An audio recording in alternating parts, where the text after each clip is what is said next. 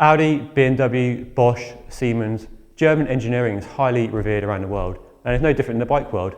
For a long time, if you wanted the lightest, stiffest carbon race bike, your search would lead you to a Storck, like this one we have here. This is the brand new Aernario 0.2 Platinum Edition G1, and it's just arrived in for testing.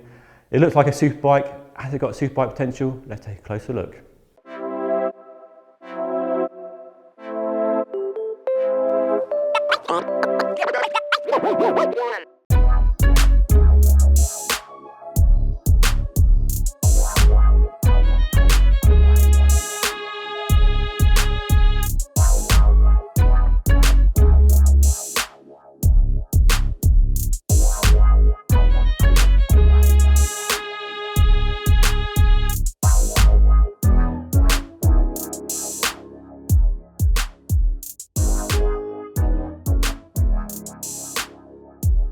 As the name suggests, it's designed to be aerodynamic, and you can see the aero influence on the shape of the down tube in particular. So a triangular profile with a rounded leading edge and a chop the tail off, designed to reduce drag around the main frame.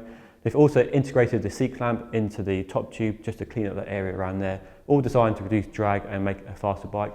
Now Storck makes no claims for its aerodynamic performance, so we can't really see how it compares to other bikes. It doesn't look as aero as the latest cutting edge bikes like the new Cannondale System 6 or the S-Works Venge or even the Trek Modone, for example, but it does look fast, that's for sure. It's also designed to be super lightweight. They claim 790 grams for the frame and 280 grams for the fork. That's really superbike weight, puts it right up there with the lightest bikes from Cannondale, Cervelo and Specialized and so on. And it helps to build with this Dura-Race group set and carbon wheels that we have here, a 6.5 kilogram weight.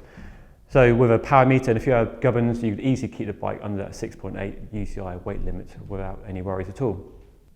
As well as being super lightweight, Storck bikes have always been known for their high stiffness. We've tested many Storck bikes here at road.cc over previous years, and they've always measured well in our stiffness tests. And this one looks no different. As you can see from the frame, it's oversized in all key places. So really chunky down tube, press fits oversized bottom bracket and chunky chainstays, and at the front there's a tapered head tube.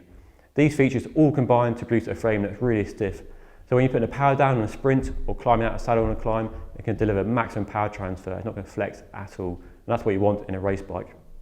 So that's aerodynamics, that's weight, and that's stiffness. Three key attributes that would make this bike really stand out. The last thing to talk about is a small one, but it's an important one. It's comfort. It's not really designed to be a super comfortable bike like an endurance bike, but there are a few key features that give it a smooth ride and help to deliver that real world usability you want. Because even if you're racing, you want a bit of comfort, and if you're not racing, you definitely do want a bit of comfort. One of the key features is the seat post design. As I mentioned earlier, there's an integrated seat clamp. As well as reducing drag in this area, it also provides more extended seat post out of the frame, and that allows a bit more deflection out of the saddle. And using this interesting monolink design for the Salitalia saddle, a bit different to a normal seat post clamp, and the idea to provide a bit more deflection in this saddle rail system. So when you're riding over a rough tarmac, it just provides a bit more damping.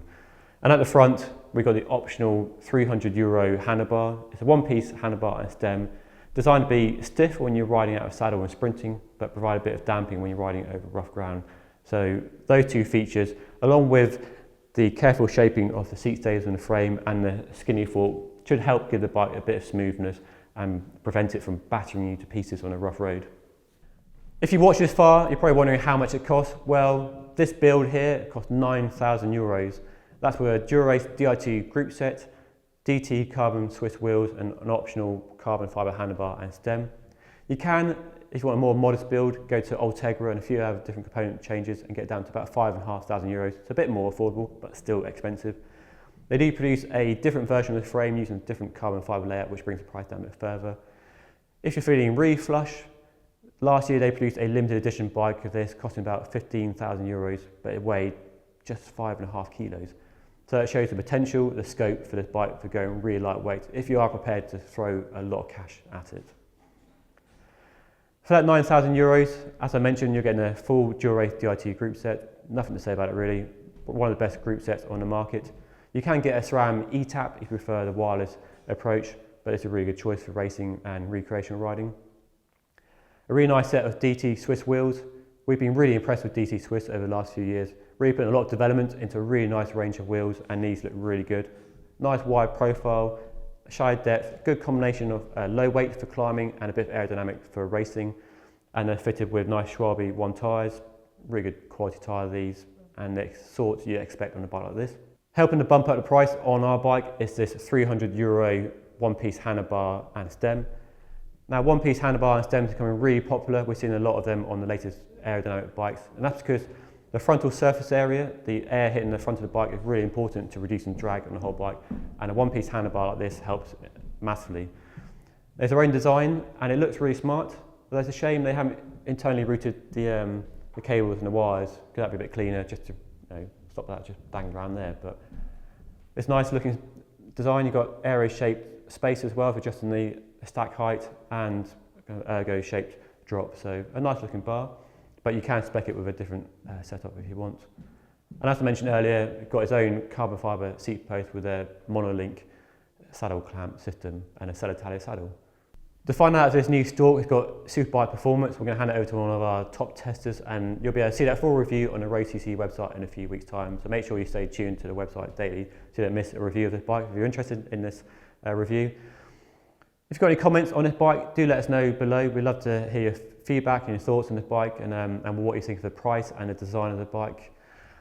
If you enjoyed watching this video, show us how much by hitting that like button. If you haven't already, make sure you subscribe to our channel so you don't miss any future first looks and reviews from us here at road.cc. But it's that time of the video where I say thanks for watching, and I'll see you again next time.